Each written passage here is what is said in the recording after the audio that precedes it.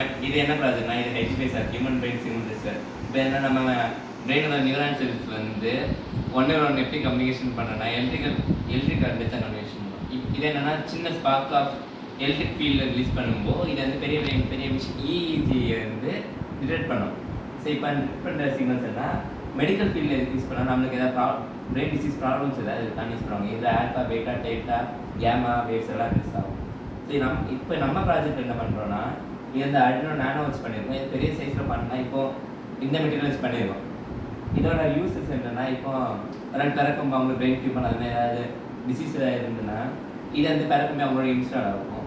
So இது வச்சுருந்தா அவங்களோட ஓவர் பிரெயின் ஆக்டிவிட்டிஸ் அவங்க பிறக்கிறதுலேருந்து என்ன பண்ணுறாங்க, ஒரு சுச்சுவேஷன் எப்படி திங்க் பண்ணுறாங்க, ஓவர் பிரெயின் ஆக்டிவிட்டிஸ் ஸ்டோர் பண்ணி வச்சு இப்போ லாஸ்ட்டாக ஒரு பைண்டர் நம்பர் ஸ்டோர் பண்ணிருக்கு. இப்போ அவங்க இறந்த பிறகு இதை வந்து அல்காரிதம் ப்ராசஸ் யூஸ் பண்ணி ஏஐயோட கனெக்ட் பண்ணி பண்ணும்போது இறந்தால் தான் அங்கே இருப்பாங்க, ஆனால் உசுரோடி.